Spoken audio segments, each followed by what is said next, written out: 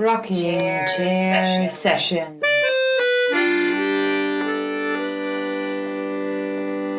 With Elisa Di Battista and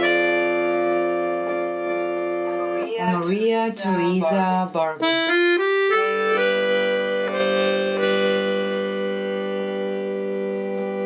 Hello everyone, and welcome to RCS Rocking Chair Sessions Volume 31. 31 with our guest artist Tina, and I'm gonna butcher the last name, no, probably not. Salvesen, almost. Really good. You were close. You were Salvesen. You could have asked before. I could, totally. If we would have not been busy eating your olives that Tina brought us. That we were gifted. First guest artist / creative to actually bring us a gift, so I guess future creatives could take note. I'm just kidding. You don't have to feed us. If we invite you, bring us some olives. But thank you, Tina. Cheese, wine. Yes. I guess I'm really curious. That last name is so unique. It's the first I've ever heard of it. When I first came to the bakehouse, Salvesen is so different. Is it somewhere in Europe? Norwegian. I would have said Scandinavian. Yes, it is Scandinavian for sure. Right. The SEN is Norwegian. Mm-hmm. Mm-hmm. And do you know what part of your lineage / family? Oslo. Wow. My father is complete Norwegian. His parents came here and my father was born here. But I'm half Norwegian. Oh, that's incredible. Do you speak the language? No, Norwegian? I speak my mother's language. I speak French. You speak French? Yeah, my mother's French. Wow. So you were, well, your father was already American then, right? And so was my mother. And your mother too. So was my mother, but they're first generation. Mm-hmm. Mm-hmm. I'm, I guess, second generation. And so your father still spoke Norwegian? My father ignored any kind of idea of Norway. Oh, really interesting. Yeah, I didn't know much about Norway until I got older, and but my mother was much more into her heritage, which was Alsace-Lorraine. Oh wow! He's from her father, and her mother is from Brittany. Britain. So I think we have German in there, and apparently my great-grandmother helped both the Germans and the French in the First and Second World War. So, wow, it's so rich and just So did you go to France a lot when you were a kid, or like from? When I was a kid, I have a family there. I have cousins there, and they still come here. They still visit, so that's great. Yeah. Oh, that's nice to have this connection, right? Yeah. And did you ever end up going to Norway? It's on my list. It's on my list. Wow, that's going to be so interesting for how you're going to feel there. Well, right? not only that, but all the Norwegians were these marauders. They would travel all over and conquer and do all this stuff. Vikings. Yeah, the Vikings. So in Scotland, there's an enormous amount of Norwegian names. And I was in Scotland visiting Findhorn in the 80s, I guess. I went to Findhorn, and I saw my name everywhere. It was so weird. Because here you're really like the only one, right? Yes. There is no other. So unique. I've never, incredible. So I went to Inverness and I saw my name on trucks and oh God. Like, this is so bizarre. Is this real? Yeah. Oh, it's incredible. Wow. Because I think the connection, I mean, your experience in France, were you outdoors much? Were you in the city? How was I was in both. I was very lucky to have family there. So some lived in Paris, some lived outside of Paris. My grandmother lived in Fontainebleau. No, my great-grandmother lived in Fontainebleau. So I went to her house and you had to travel and see. What a childhood. That sounds really nice. It was wonderful. And you lived in the States. Where did you live at the time? Here in Miami. Here. Oh, you grew up in Miami. You're Miamian. I know. Well, actually, I was born in Chicago, but that's because my mother's from Chicago, and her doctor from when she was a little girl was in Chicago. So she She didn't want to give birth to you somewhere else, No. like just there. So she went to Chicago, both for my sister and I. And then back in Florida, what was your? I guess I can't imagine how different our city is now.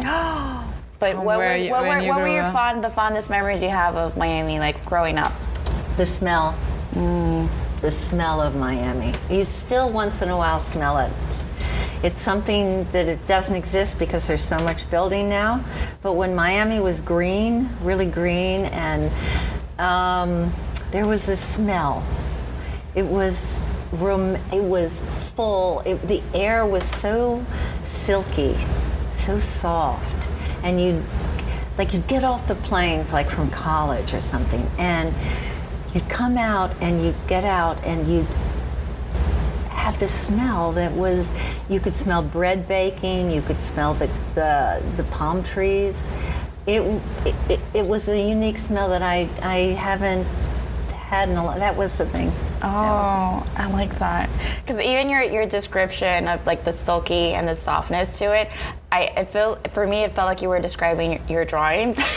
So true. Because when I look at them, they look like I want to touch them, but I know my hands have grease and oil, and I'll probably ruin the archival. Thank you. Bit of them. So you're welcome. I don't touch them on purpose, but they look so soft visually, and they have like that smooth, like kind of like no, just like I don't know, like sexy, like satin, like silk, like just like velvet. Just you want the texture of them. Yeah, it's so very, very, very, like you can it's feel visceral. it. Like I just want to touch it. Yeah.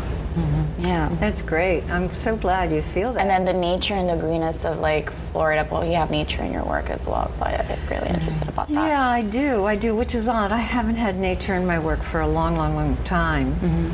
So maybe it's coming back to Miami after so many years of being away. So you were also in Europe, right? I lived in Europe for about 5 years. I lived in, I kept coming back and forth, but I total about 5 years. And I lived in New York for almost 20, 30 years. Yeah. Cool. And then I lived in Bucks County, Pennsylvania for a while before I came down here. But I never lived here. I left when I was going to college and I never came back. Really? Yeah. Wow. So you were gone all this time. All this time. Basically, all your grown-up life was All my grown-up life away was from gone. Miami. Adventuring out and about and seeing the world. And being married, having kids, and living in New York City for that. Yeah. What area of New York did you live in? I'm Manhattan. Oh. Wow. I had East or West Side? wonderful. Raising a family in Manhattan. Well, not for long though. We moved to Pennsylvania because it was just the thing to do. It was more green, more.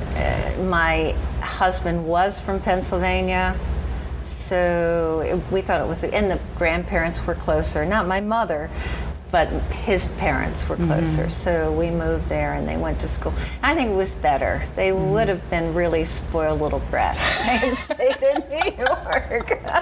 We had Jenna here, right? She grew up in New York. Yeah.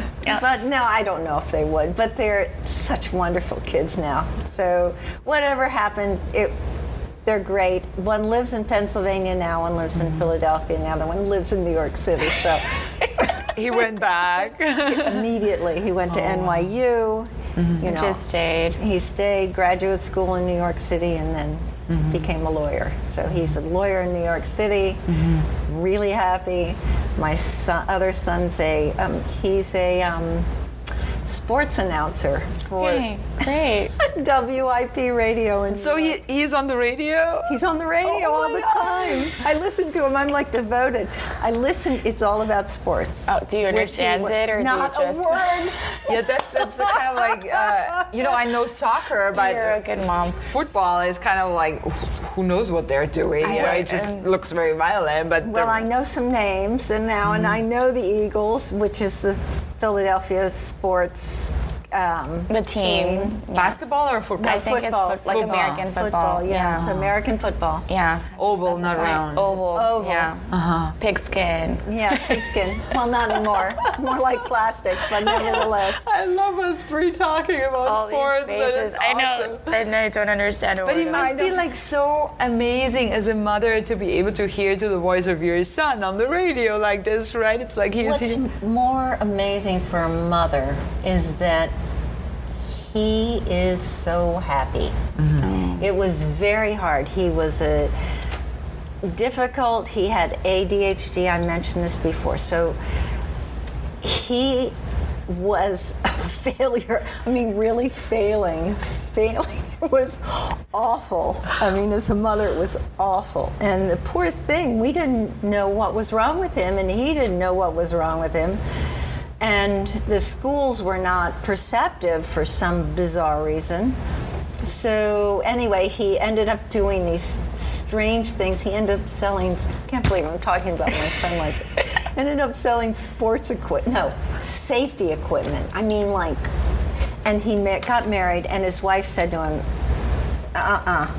there's no way I'm going to marry you if you continue this job because you're miserable. So the two of us got together and we put him back into school.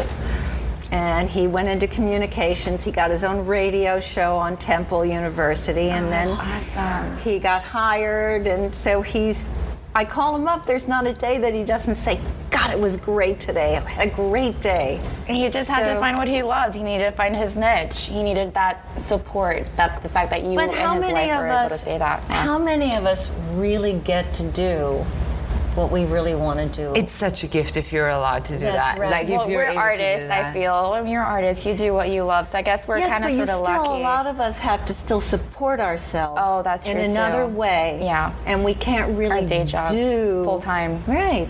But he does it full time. We're all teaching, actually. Yeah. We're all, All you're teaching, teaching yes. art. Elisa is teaching art. I yes. just started teaching art. Yeah. Yeah. Yeah, not only that. So- when I was in Philadelphia, I taught, I would drive down from my house to Philadelphia, and I taught at the Philadelphia Museum of Art. And then they sent me out into the public schools, like the school next to us, because they have no art teacher. And I teach in the public school through the museum, and the museum would pay me. Like a museum program. wow. So cool. It was wonderful. It was really, and then I got hired by the city of Philadelphia to do the same thing. But I went to some areas that, I was teaching and I had to have a teacher in the room because these were fourth graders. Classroom management, yeah. I had to have a teacher in the room who held one kid like this on one side of his hand and the other kid like this, and they were screaming and yelling. I mean, but the funny thing was, my best students were always the ones that I'd come in and I'd say, where is Kanisha, for instance? And they said, well, she's been kicked out. My best students were always the troublemakers.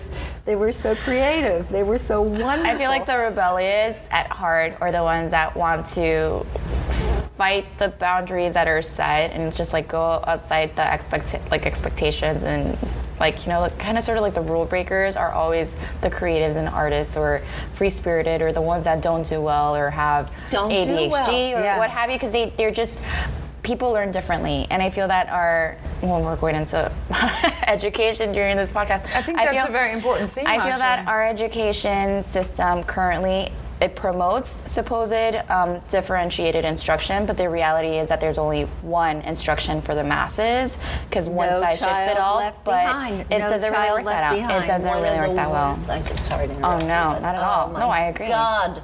One child left behind, George Bush. Can you believe he did that to us? No. What the happened? worst. I have no idea. I was not in the land. I was not in the country. He organized education even more than it's organized now, and had tests not only for getting into college or things like that, but he started organizing or put through tests in the 4th grade and the 3rd grade, so that people were always being shuttled down, like separating kids, or not really separating. Just there was failure and there was achievement. But they would be, everyone had to be thinking in the same way. It was like mass mind control. Well, it's kind of sort of what I experience, at least within our school system, is that there's a lot of teaching to the test, teaching to the book, versus I remember growing up and it was just like, okay, today we're learning about, I don't know, the state of Florida, and we would be making like a map of the state of Florida with like flour and water and salt, and then it would eventually harden and it would be sculptural and tactile and you could touch it, and then we'd color it and we'd be learning about topography and what the state looked like, and it was so, like there were several different things that were targeted, and it was so more exciting, so much more exciting to learn about anything versus we're learning about the state of Florida, this is the facts, and then that's it. And they're cutting off all art programs. Yeah. Yeah. And I mean, all you have to do is go back into art history and see that you learn in different ways, and to not stimulate that whole idea of hand to eye to hand to paper to pen. The old Victor D'Amico, he was head of MoMA in the 50s and started this whole art program at MoMA in the 50s in New York. And he was one of the most the giants of art education. And to not even look at that anymore, or to realize that if you make it with your hands, you suddenly learn. Yeah. Especially for the kids that have more problems with that mainstream education system now, right? Or association from one thing and the connectivity to another. I feel like it helps bridge a lot more. If you make it, you never forget it. You just never forget it. It's more meaningful. And within our digital age, what are we making? We're just tapping things. Apps. We're making apps. We're making apps. We're just happy if the kid puts his phone away. Yeah. So I'm curious, Tina, because you were really supportive of your son and finding his niche, so to speak. How was it that you started to discover your ability to draw? I discovered that when I was 7. Yeah, I drew something, and I thought it was really good, but I didn't know it was really good. If it were, and it was the Piero della Francesca's side portrait of the woman, I don't know, with the veil on her. Anyway, I copied it. I thought it was so beautiful, and my sister and I had a fight, and she crumpled it up and threw it away. Oh my God. So I was crying. So I remember my mother taking it out of the garbage and smoothing it out and saying, "It's going to be fine, it's going to be fine." She's ironing it, right? With an iron. And I'm going, "No, it's never." And I got it back, and it had all these, wrinkles in it, even though she tried to fix it. And I thought, damn, damn. I'm going to do this more often. I don't know, but I knew right then. For some reason, I just knew. And the importance it had for you, because it was like destroyed like that in a way, That's right? exactly right. That's a good point. Yeah. Have you told your sister how you felt about that? Actually, no. If you want to tell her if you're listening, you broke Tina's heart at the age of 7. You made her an artist. And you made her cry. Aww. Yeah, I was really crying. Goodness. But kids fight. Yeah. Right? Was there anybody within your family that had like a tendency to either sculpture or my painting? whole family. My grandfather, first of all, he was dyslexic. He couldn't write his name. I am dyslexic. Not a lot, not really a lot, but I can draw upside down, I can read upside down, I can write upside down. Can't draw from the side, but I can draw from the... So anyway, I have a little bit of that. I confuse numbers and all this sort of stuff, and it kind of runs through the family. But my grandfather was an inventor. He invented a pulley, a famous pulley. He has a big company now in Tennessee. Oh, that's so neat. It's called the Maury pulley, my grandmother's maiden name, and he invented the electric reel. He invented, because he had a stroke and he loved to fish and he couldn't fish anymore, so he invented the electric reel. That's incredible. But he couldn't write his name. Oh, wow. Isn't that? So he did it through drawing? Through drawing, he could draw, but he could visualize in 3D in a way that on the two-dimensional surface he could not function. Oh, wow. That's such a great story. And you said everyone, so I'm guessing besides your grandfather. Then was I an had inventor. Belgian artists, and he invented a machine. You know that machine that he invented? This machine. It must have been when I was 15. So it was when I was really young, and I went to Belgium to visit my uncle, who was a doctor, and he had a brother who they all considered kind of crazy, and he had this machine that it was like a long arm with a pen on the end of it. And he turned on this machine, and the pen on this huge sheet of paper, and the pen made these huge marks, and they were like spirals, and they would just go this way, and then the machine would like lurch, and it would go this way. And he made these huge drawings. Wow. I know, it's unbelievable. Incredible! You grew up in this atmosphere, in this family of inventors, and like really thinking outside the box, right? It's like, Yeah, my grandfather wasn't so fond of young people. You know, young people should be seen but not heard. So. But he was certainly an inventive man. He really was. And when was like the first time in your life that you were actually thinking, you know, that's what I want to be, that's what I want to do? Well, I think it was just that I was best at that. Sometimes, you know, it's nothing more than the fact that people say, wow, that's really good. And you think, oh, I'm not so good at other things. I believe you. I better think about this. I'll take you up on that, seriously. Maybe this is, you know, the best thing I can do. I better continue to do it. As good as it gets. Did you have support from the family, or was it teachers that told you that? And teachers, mostly teachers. Mostly teachers that told me that. But, you know. And you went on to get you got a bachelor's in fine arts. Yeah. At Skidmore, right? Right. And then you got a master's in education as well. Right, at Tyler. Nice. Temple. How was the difference, the experience you had in your undergrad versus Well, in my undergrad, I was much younger.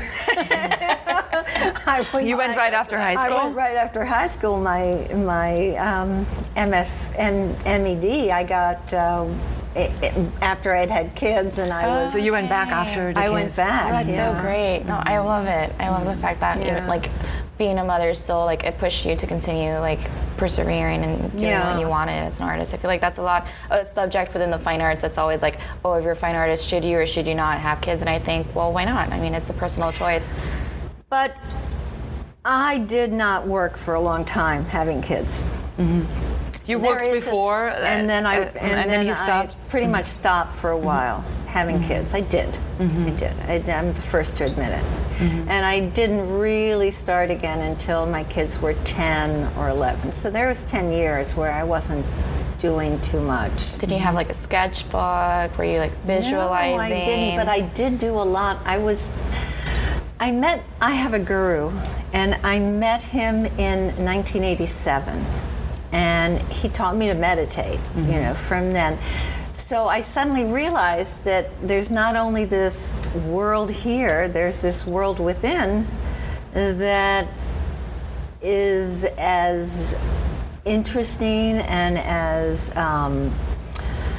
discoverable as this world without. So a lot of my work is based on the meditation. And then I started thinking, he was an American, but he had a Hindu guru, so he followed that philosophy. So I always believed in reincarnation, you know, and the cycle, and the whole idea of a wheel, and the idea of I love the gods in the Hindu religion. I love Ganapati. I have him in my studio. He's a remover of obstacles.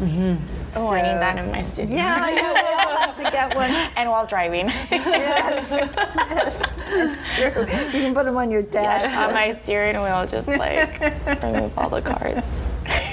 So I think that was a lot of it. I think meeting my guru was, first of all, if you meet a true guru, what happens is your life kind of changes, like falls apart completely. things change so rapidly when you meet your guru, if he's a true one. That so that happened. Life kind of changed, and then I started going back to work again in a way that I hadn't before. I started thinking about the universe and about this whole idea of the time-space continuum and the whole idea of how we're connected and how the whole idea of collectivity and how that one vibration moves others or changes others, how we're all vibrating. And then I started thinking about, that whole theory on, you move you have a butterfly and he's in, right? And he flaps his wings, and we have a hurricane in Miami. Well, if we had 100,000 butterflies flapping their wings, that might happen. The whole point is that we need, when collectivity starts to build, starts to be together, all of us together, then we move something. We don't move as much just singularly. So that's all part of what I'm doing now with that big... that's copper wire, right? That you're using for the I'm new... I'm starting to do a huge installation using copper wire, weaving copper wire, but in the whole idea of that divine net, that Indra's net, they call it. And Indra is the god of the skies. And what he did was he wove a net and it threw it out over his palace, and it was an infinite net. So it never stopped expanding. And inside each space of the net was a jewel. And if you looked into the jewel, you saw the whole net. So it was holographic, right? So I'm thinking of that. I'm weaving these huge pieces of wire. I must be out of my mind. Anyway, we'll see. You're not. I think it's great. It takes you a long time to do that, probably, right? It's like every single connection is like... But it's, it's a meditation. It is, yeah. It's a meditation. Visually, how do you feel that your work transformed prior to meeting your guru to post meeting your guru? Did it go sculptural? Did you start painting more? Did you start to dabble with new materials? It became more spiritual. It became more based in an idea of... at first it was the idea of the Pleiades and the idea of the Pleiadians and the whole idea that we came from another planet, that Earth was seeded by... So I went into all that kind of stuff, and I was drawing, like these huge spheres you have here, spheres. I was doing huge ones too, and I was doing my own idea of planet journeys and maps of the space, and so that's how it started to change. More towards spiritual. I like that. But it's so interesting in your work that, coming from the spiritual, it's also, for me, always going back into nature and into the organic fabric as well. We were talking about it in your studio just before, right? That those copper connections also look like synapses, like the connections in your brain, so that smart you said that kind of form and really build by whatever parts of your brain you're using. There are going to be more connections built in that space, So it's so interesting how this is how the brain is so fluid in that way of what connections you build and which ones you don't build, So I am so happy you see that. Think about our brains firing,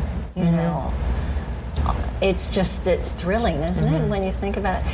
When I was young, there was this movie, what was it called? Journey. It was about these people that were shrunk down into a small little ship, tiny, microscopic, and they were injected into a famous person that had to be saved. And in those days, they had no way to get to his brain. There was some kind of tumor or something in his brain that could only be killed with a laser gun. Now, this is the 50s, I think, or 60s it was made. And so they have this small little ship. They shrink it down and they take a hypodermic needle and shoot it into this guy. And they show you on this film, you know, we have to shoot it into this vein so they go through the heart. It travels up.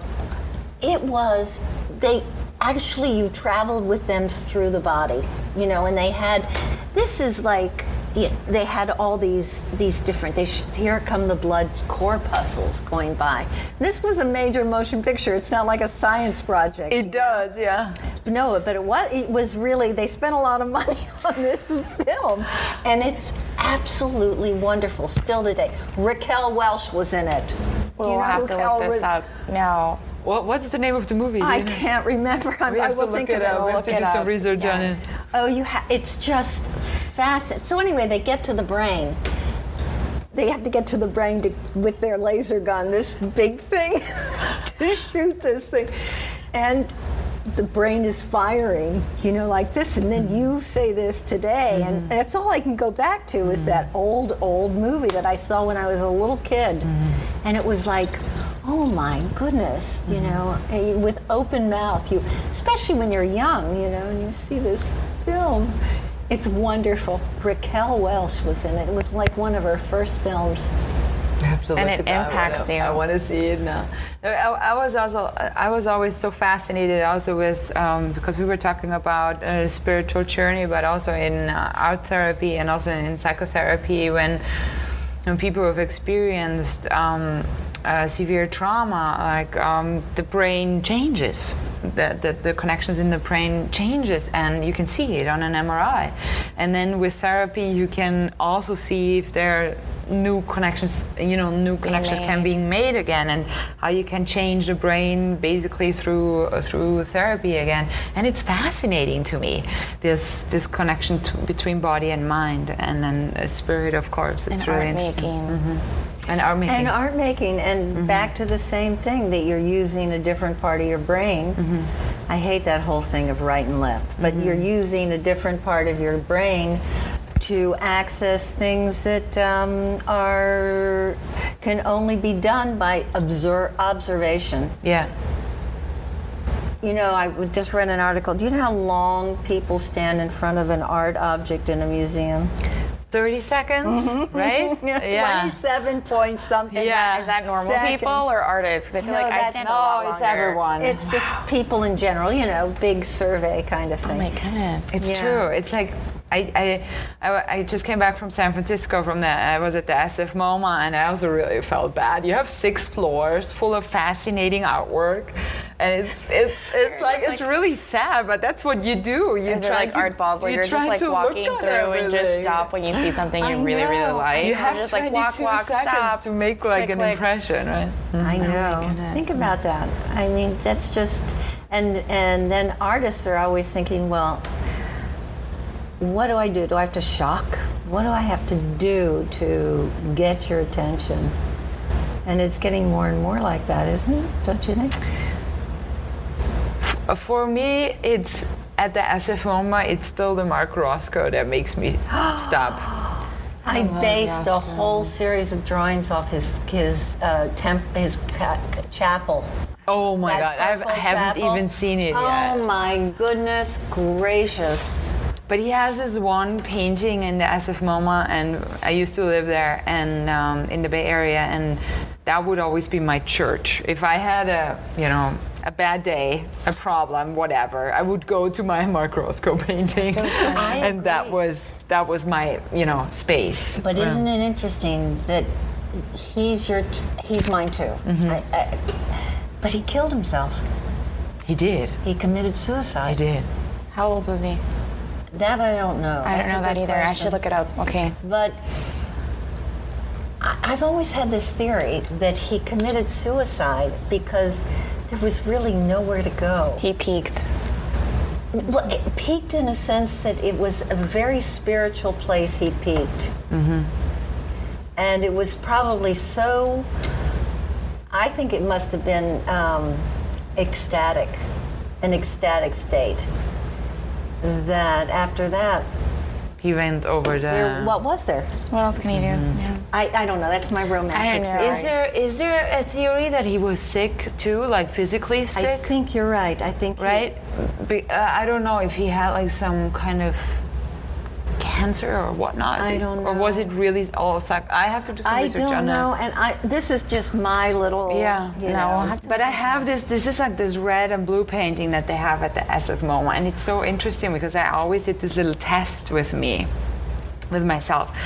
On my emotional status at the time, if you would tend more into if you were drawn more to the red or more drawn to the blue, and I thought that was a very good psychological test if you're how your mood, if you were more in the depressed state or more in like the in a good mood or in a bad mood, or it's Which like one was a depressed state for you? the blue for me. The blue for you? The blue was like not just depressed, but more like this calmer inward,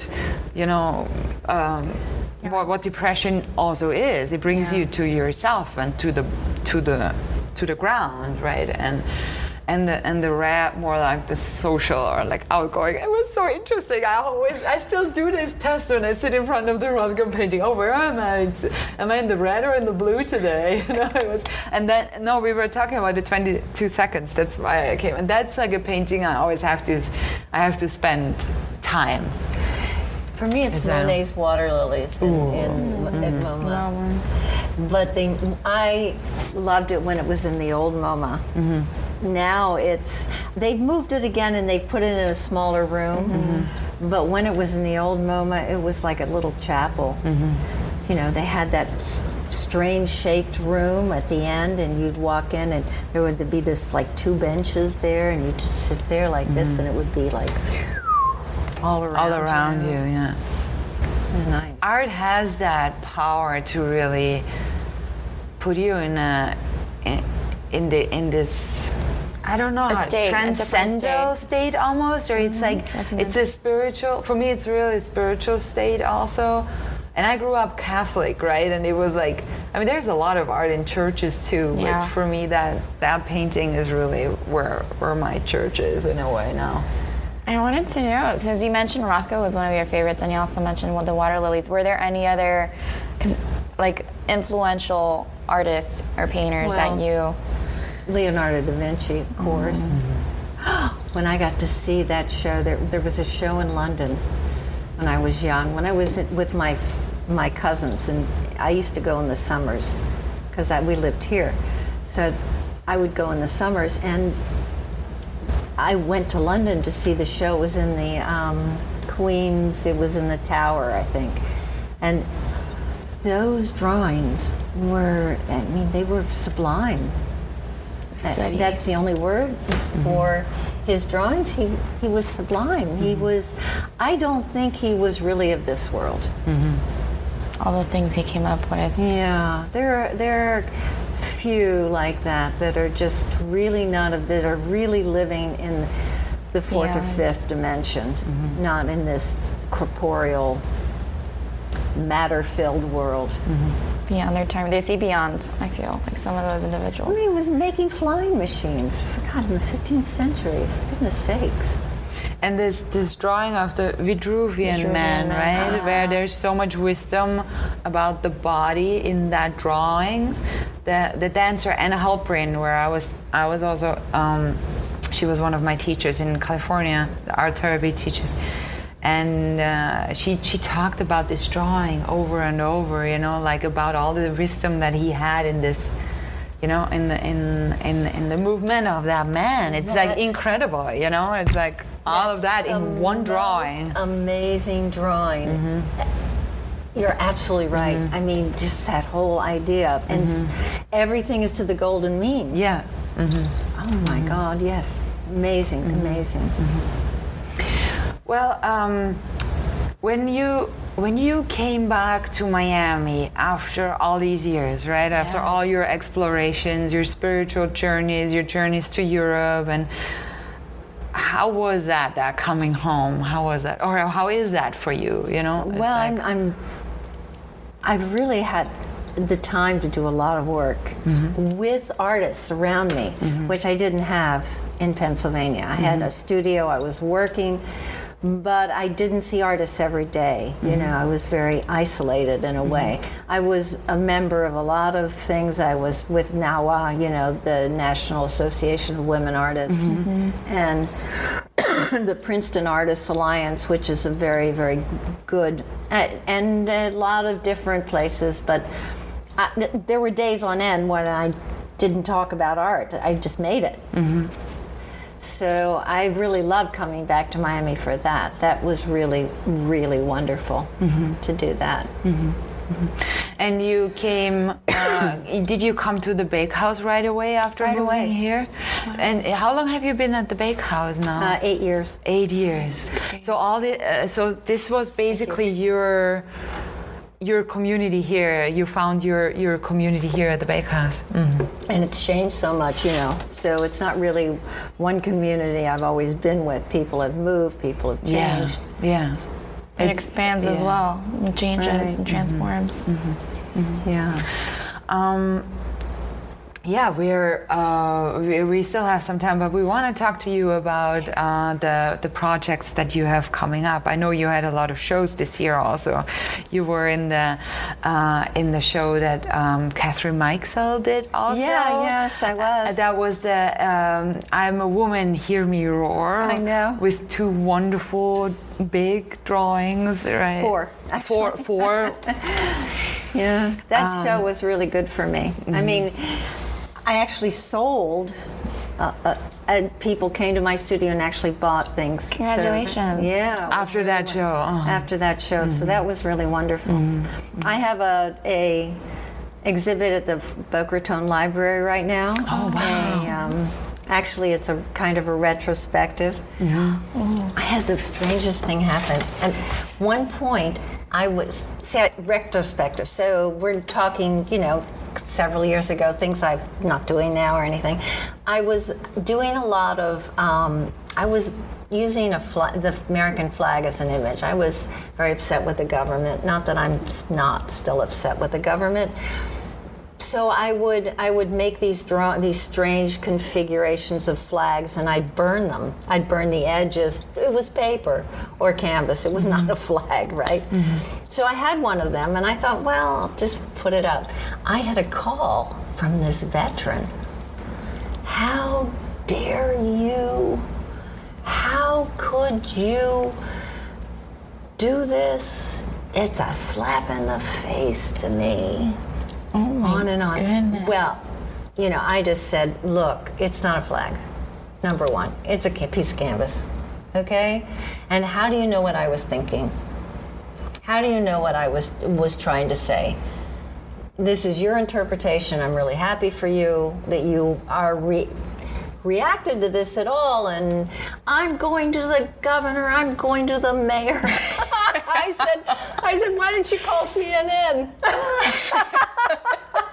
Tell them where the studio is. I'm in Miami at the bakehouse. And this happened now with the show in Boca Raton. This is like 2017 that happened. Just now, great. on Veterans Day. Oh my. No way. So just happened this weekend. Yes. I'm sorry to all our veterans that have fought for us. We respect what you do. We're so proud of you. Right, I had a friend in grad school who was actually a veteran. Me too. And he fought. I have friends who died in the Vietnam War. PTSD. Listen, Yeah. My stepfather was an admiral. Oh, amazing. Okay, so I have nothing against the my veteran was veterans. in the reserve. So so I definitely But respect still, them. That reaction's kind of, I know. It was really shocking. Oh my goodness. Has it ever happened to you in your whole career? No, not like that. You know, which is. People are touchy about the flag. But isn't that wonderful about art? Yes. Isn't that wonderful about art that he actually, I'm sorry his reaction was so strong for him. I know. But that something actually moved. And he picked up the phone. He moved him to call. Yes, I was actually moved by something I made. Is pretty cool. Yeah. Moved the wrong way maybe, but moved nevertheless. Yeah. I know. You know. Wow. But so I thought, well, And those are old, you know. Yeah, I was just like, how can anyone, be upset But he doesn't by the know. word? He doesn't know that they're old. He thinks I just made them. Yeah. He's probably witnessing them in the current context versus visualizing what it might have potentially meant when you created them to begin with, which, like you said, you lost friends. You had friends that went to Vietnam. Obviously, people that were against the war, because why were we there? We shouldn't have even been in it. And all of these, I marched against the war. I mean, I don't want war. I'm so sorry that some people have the karma that they have to, they think they have to protect our nation. I'm not sure that we should be where we are. I think America has a really bad karma right now. I think we're going to be paying back for all this marauding and all this, I'm using that word again, like the Norwegians. Like the Vikings. But I think Manifest we destiny. are, I think we've been, we support people just for our own economic gains. What is that? We start wars so we can make money.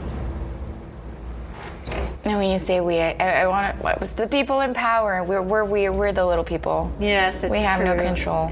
But I feel like it's very, very interesting that this piece probably that you did all these years back, hits a spot Right now, just as much as and that is so interesting that sometimes our work that we did such a long time ago with maybe different ideas in the head then becomes so contemporary because of the climate. Absolutely. Right Isn't now. that an interesting thought? Or it could show that it'll last a test of time. Like that's how significant that piece was. Yeah. And even though you may not have realized it at the moment, it has proven so. Because right now there are actually people burning the flag. Yes, that is just as in with the Vietnam War. just as it was back then. Yeah. Mm-hmm. And there are still many, many soldiers dying.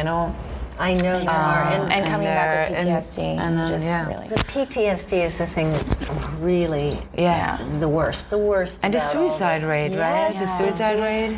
And for me, as an Austrian citizen, it was really a shock to see so many young people with lost limbs. In Austria, like if you have a young man that would have lost a leg, it's probably from cancer, or it's never from war. It's kind of like, so we don't have a lot of we of course have people in wheelchairs because accidents happen, and I mean people ski and break their backs and whatnot, but that was a big shock for me when I first came to the United States to see so many young people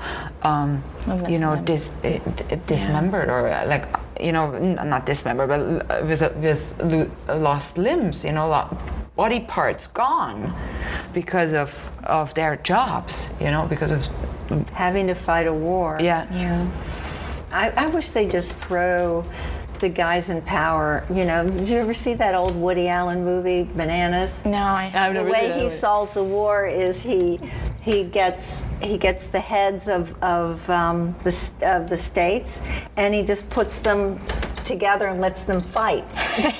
Lets them hit each other instead of anybody else fighting. He just puts the president of this and the president of this together. Oh my God, that's in suits. And Wouldn't that be great? Fight. Wouldn't that be great? Why don't we the let fight them of the do that? the guy in North Korea and then, Trump. That would be a wonderful fight. Oh, and let them fight, and whoever wins, That's fine. That's fine. Don't get Wins the people or war. nations Wins the war. involved or the Everybody planet. else gets to stay home, and our sons are safe. Enjoy existence. Yeah.